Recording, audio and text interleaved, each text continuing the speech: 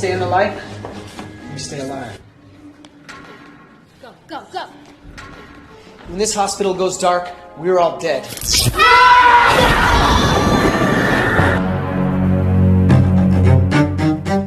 Kalian pernah mendengar hantu yang paranoid terhadap cahaya?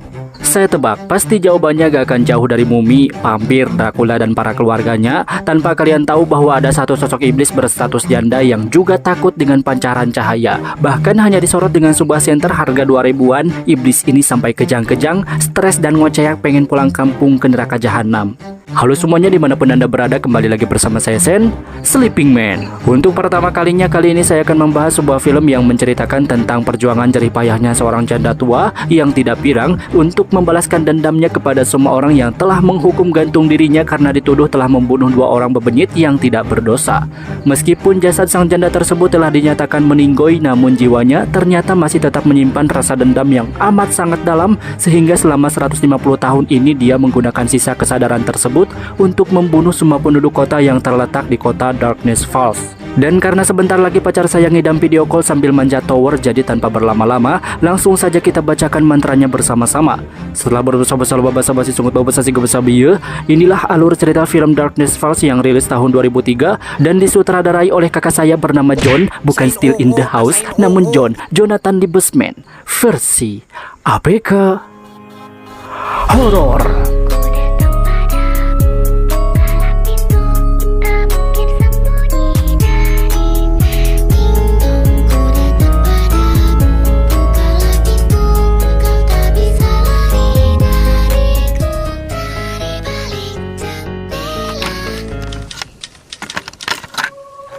Kisah berawal 150 tahun yang lalu di kota Darkness Falls, hiduplah seorang janda tua yang sangat disayangi oleh anak-anak. Namanya adalah Matilda Dixon. Tapi anak-anak di kota itu lebih suka memanggilnya dengan julukan The Tooth Fairy, atau istilahnya adalah malaikat gigi. Kenapa? Karena Matilda selalu memberikan sebuah koin emas ketika anak-anak kehilangan gigi bungsu mereka. Namun suatu hari terjadi sebuah insiden yang mengubah hidup Matilda selamanya. Rumahnya terbakar habis serta wajahnya mengalami luka bakar parah yang membuatnya merasa malu dan tidak percaya diri. Dia merasa bahwa dirinya tidak cocok lagi untuk bertemu dengan siapapun, termasuk anak-anak yang selalu mengunjunginya. Untuk menyembunyikan kecacatan permanennya, Matilda memutuskan untuk memakai topeng dan hanya berani keluar rumah setelah matahari terbenam. Sejak saat itu, tak ada lagi satupun orang yang mengetahui kondisi wajah Matilda yang sekarang. Namun di suatu malam ketika 2 orang anak dilaporkan hilang oleh salah seorang warga, mereka menyalahkan Matilda atas kejadian itu. Mereka percaya bahwa Matilda yang sudah lama tidak terlihat belakangan ini dicurigai telah menculik anak-anak. Karena itu, Matilda pun dipaksa keluar dan dibawa pergi oleh mereka ke sebuah tempat yang telah mereka siapkan, di mana di situ mereka menghukum Matilda dengan cara digantung. Topeng yang dikenakannya pun dibuka secara paksa sehingga wajahnya yang cacat terlihat dengan jelas oleh semua orang yang hadir di sana. Dalam kondisi sekarat di atas tali yang sedang menggantung, Matilda menggunakan sisa nafas terakhirnya untuk meninggalkan sebuah kutukan dengan berkata, "Apa yang kuterima saat ini akan kubalas untuk selamanya." Keesokan harinya semua warga tiba-tiba terkejut ketika mengetahui bahwa kedua anak yang telah hilang kemarin ditemukan sehat walafiat tanpa secercah darah pun pada mereka. Sejak saat itulah terjadi serangkaian peristiwa aneh di kota tersebut dan semua orang yakin bahwa itu adalah balasan kutukan yang telah disebutkan oleh seorang janda tua yang tidak berdosa.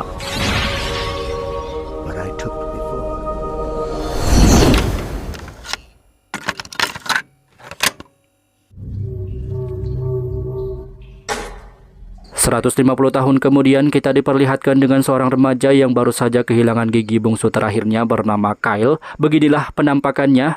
Malam harinya sebelum Kyle beranjak untuk tidur, dia menyimpan gigi bungsu tersebut di atas meja dan berjalan ke arah jendela. Namun tiba-tiba seorang wanita mengejutkannya di sana dengan memasuki kamar Kyle tanpa izin untuk membicarakan strategi apa yang akan mereka gunakan besok.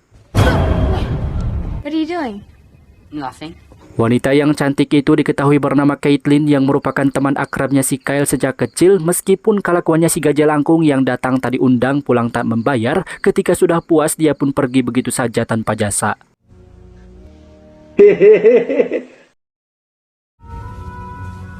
Daripada pusing memikirkan betapa rumitnya apa yang dipikirkan betina, Kyle pun segera beranjak ke tempat tidurnya supaya bisa melupakan sejenak segala permasalahan yang berkaitan dengan masalah perbucinan. Baru saja menginjak di alam bawah sadar, dia terbangunkan oleh sebuah mimpi buruk yang rasanya seperti diperkosa jurig alias disebut dengan erup-erup, dan suasana pun seketika itu juga mulai hening dan Kyle merasakan ada sebuah bayangan hitam yang terus mengintai dan terus mendekatinya. Usaha yang bisa Kyle lakukan hanyalah bersembunyi di bawah selimut yang sedang dia kenakan dan hanya ditemani dengan sebuah senter. Lalu ketika dia memberanikan diri untuk melihat sekitar, tiba-tiba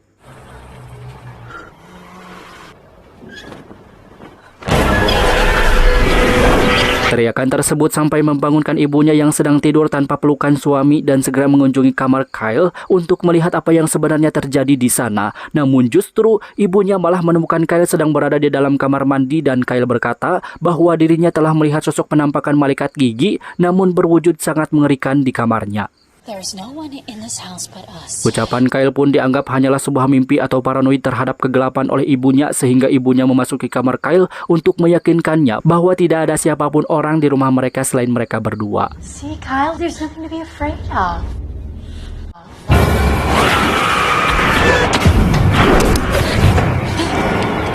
Sosok tersebut ternyata bukan hanya halusinasi Kyle saja, melainkan hantunya benar-benar nyata dan real. Telah merenggut nyawa ibunya Kyle, sedangkan Kyle sendiri segera masuk kembali ke dalam kamar mandi dan mengunci pintu di sana supaya mendapat pencahayaan yang terang karena dia menyadari bahwa hantu tersebut sangatlah takut dengan sorotan cahaya.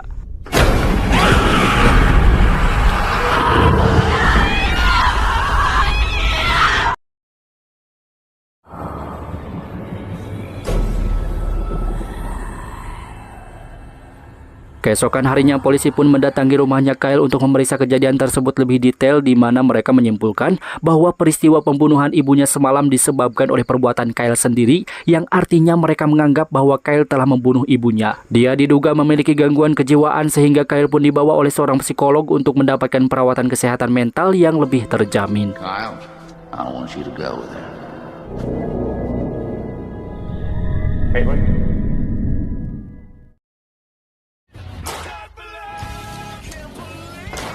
Sosok pria yang sedang kita lihat sedang mengumpulkan banyak sekali senter dan meminum obat antidepresi pribadinya. Ternyata ini adalah Kyle yang sudah 12 tahun lebih tua dari sebelumnya. Dan di saat yang sama dia menerima telepon dari Caitlin yang sudah 12 tahun tidak pernah kontekan dan memberitahukan kepada Kyle bahwa adiknya sedang dirawat di rumah sakit. Gejala yang dirasakan Michael adalah insomnia atau sulit untuk tidur dan paranoid terhadap kegelapan, di mana penyakit tersebut sama persis dengan penyakit yang pernah diderita oleh Kyle 12 tahun yang lalu hingga sekarang. Namun kehidupan Kyle yang sudah jauh lebih baik membuat Caitlin memohon kepada Kyle untuk memberitahu bagaimana caranya dia bisa mengatasi penyakit tersebut.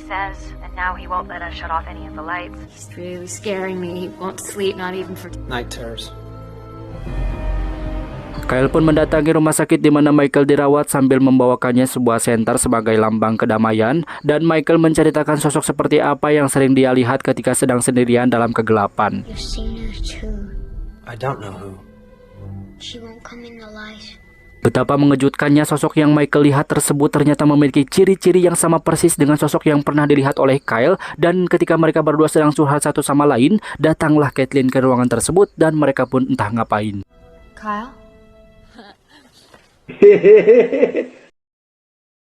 Caitlin menceritakan masalah yang dialami oleh adiknya, di mana dia menunjukkan sebuah lukisan yang menggambarkan sosok mengerikan berjubah hitam dan bertopeng, di mana gambar tersebut merupakan gambar yang sama dengan gambar yang ada di rumahnya si Kyle. Tanpa alasan yang jelas, Kyle yang niatnya ingin membantu malah segera pergi dari sana dan meminta maaf kepada Caitlin bahwa dia tidak bisa membantunya lebih lanjut. Sorry, Caitlin. This was a mistake. Di saat Kyle pergi dari sana, ia tak sengaja berpapasan dengan teman lamanya juga, dia bernama Larry, dan Larry mengajak untuk minum anggur merah di sebuah toko bar sebagai perayaan kecil karena mereka sudah lama tidak bertemu. Sorry. One drink's not gonna kill anybody, right?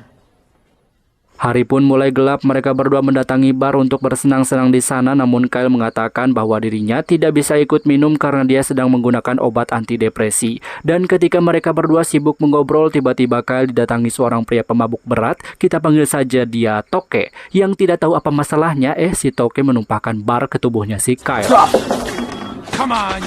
Dengan penuh rasa ikhlas, sabar, dan qanaah, Kyle pun tidak membalas sedikit pun perlakuan buruk si Toke dan dia lebih bijak memilih untuk keluar saja dari toko tersebut. Namun tak disangka ternyata si Toke tetap membuntuti si Kyle dari belakang untuk memberikannya pelajaran dengan alasan bahwa Kyle tidak bisa melindungi ibunya sendiri ketika ada seseorang yang ingin membunuhnya 12 tahun yang lalu. Dan ketika Kyle terdesak dengan cekikan si Toke, dia melihat sosok berjubah hitam dari kejauhan sedang mengintai mereka berdua, sehingga Kyle pun berusaha memberontak dan segera mencari tempat penerangan. Sedangkan si Toke yang terbiasa diam-diam merayap, maka datanglah seekor nyamuk.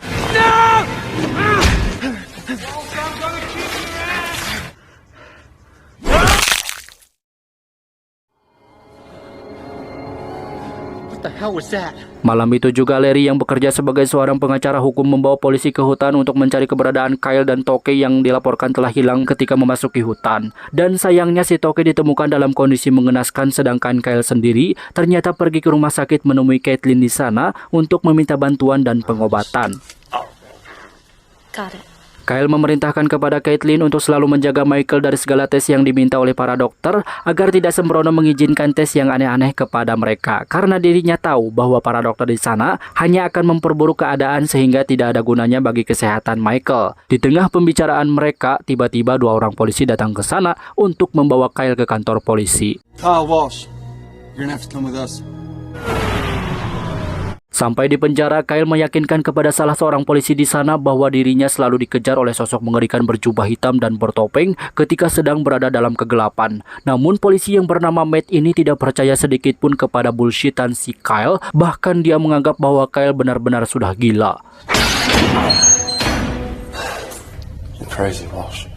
Ketika Matt menelpon bapaknya untuk memberitahu bahwa Kyle sudah ditangkap, tiba-tiba listrik di seluruh kota tersebut padam. Bukan hanya para polisi dan Kyle saja yang panik terhadap matinya listrik di sana, namun juga Michael yang sedang berada di rumah sakit bersama tetehnya meyakini bahwa mereka berdua sebentar lagi akan mati jika lampu tersebut tidak segera menyala. Matt yang saat itu ditugaskan untuk mencari tahu penyebab matinya listrik tersebut pun mulai mengecek apa yang terjadi dengan listriknya, karena bisa jadi kabelnya dimakan kucing atau dijadikan lompat tinggi oleh seekor tikus. Ketika salah seorang polisi yang sedang menemani Kyle di penjara, dia mendengar suara bisikan dari kegelapan dan tiba-tiba sontak hal itu membuat semua warga yang ada di sana mulai panik dan mencoba melawan sosok hantu bertopeng itu tanpa mendengar petunjuk si Kyle. Sedangkan Kyle sendiri telah memberitahu kepada mereka bahwa hantu tersebut hanya bisa ditaklukkan dengan sorotan cahaya, bukan dengan sebuah tembakan senjata.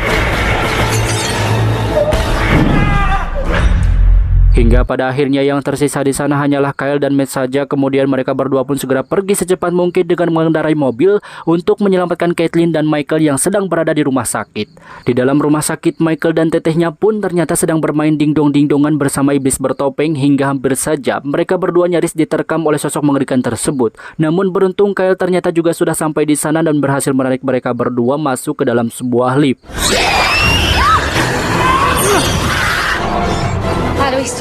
Meskipun liftnya tertutup, namun iblis bertopeng itu tetap bekerja keras, banting tulang tak pantang menyerah untuk bisa menjebol liftnya dari arah atas. Tapi berkat sinar yang terpancar dari sebuah kukumul, iblis tersebut tidak bisa mendekati mereka sehingga mereka semua bisa selamat, meskipun hampir saja membuat mereka kehilangan nyawa jika telat keluar sedikit saja.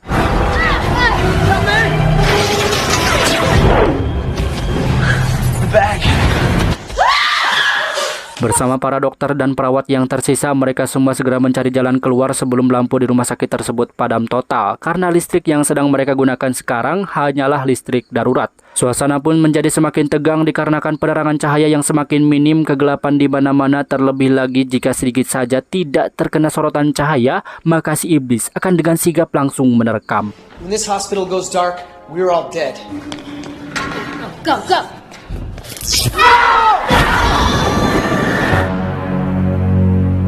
Satu persatu hantu tersebut berhasil membunuh mereka hingga hanya menyisakan Kyle, Caitlin, Michael, dan 1 orang dokter saja, dan sisanya menjadi tumbal makanan bergizi penuh protein bagi sang iblis. Di saat mereka terpojok dan hampir saja tewas di tempat karena lampu daruratnya sudah padam, tapi tiba-tiba sebuah mobil misterius menerobos masuk ke sana yang ternyata dia adalah kakak tiri saya bernama Matt.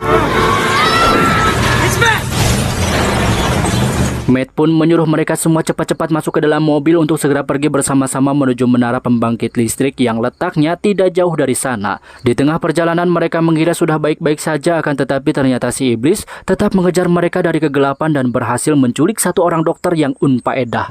We're safe in the car. Alhamdulillah. Sesampainya di tujuan, mereka pun mulai mencari sumber penerangan alternatif dan memperbaiki sedikit permasalahan dengan mengutak-atik kabelnya, saluran gasnya, dan lain sebagainya supaya lampu menara itu dapat menyala meskipun hanya untuk malam itu saja. Tetapi usaha mereka terganggu lagi sama iblis bertopeng sehingga Matt harus menerima kenyataan pahit karena dia harus meninggal di usia yang muda, sedangkan si Kyle sendiri menjulalit ke bawah yang mengakibatkan lengan bajunya terkena minyak tanah. Di atas menara, si Caitlin pun menjadi sasaran empuk bagi si iblis sehingga dirinya hampir saja dibunuh dengan cara yang menyetankan, namun beruntung Kyle berhasil menyelamatkannya dengan melemparkan lentera ke arah tubuhnya si iblis.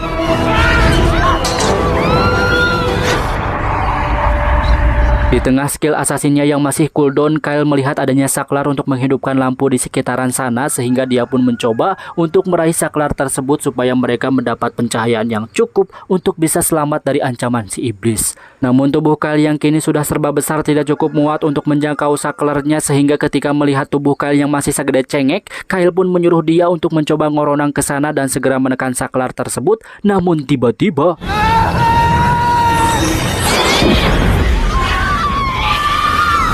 berkat Michael menghidupkan saklar dengan timing yang pas, Kyle pun memberanikan diri pergi ke atas untuk meyakinkan kepada mereka berdua bahwa iblisnya telah tiada. Namun tidak disangka, ternyata iblis tersebut masih hidup dan mencekik leher si Kyle sehingga dirinya sekarang sedang dipantau oleh malaikat Ijroil, dan hal itu membuat kakinya TTJ serta nalapung kaca lentera. Kemudian tak sengaja dirinya juga membuka topeng si iblis yang telah sekian lama tertutup. Cahaya api yang keluar dari lampu itu membuat si iblis merasa kepanasan dan haus pengen adem sari sehingga Kyle menggunakan kesempatan stun tersebut untuk bisa membakar lengan bajunya yang tadi terkena minyak dan dirinya menggunakan skill ultimate untuk mengeksekusi babangu si iblis dengan sekali tonjokan. Tamat ending yang sangat membadangkan. Pesan moral yang dapat kita ambil dari film ini adalah mengajarkan bagaimana caranya kita menjaga lisan dari segala perkataan yang tidak semestinya kita ucapkan. Sebab kita tidak pernah tahu, mungkin saja perkataan tersebut akan menusuk hati orang lain. Pesan ini sama seperti yang sudah disampaikan 1400 tahun yang lalu dalam firman Allah Subhanahu wa taala yang tercantum dalam Quran surat kedua Al-Baqarah ayat 191 yang berbunyi wal fitnatu asyaddu minal qatl, yang artinya fitnah itu lebih kejam daripada pembunuhan. Sekian saja untuk video kali ini, semoga kita sehat selalu dan dipertemukan kembali di video selanjutnya. Dan seperti biasa, terima kasih sudah menonton, semoga terhibur, and see you guys in the next videos.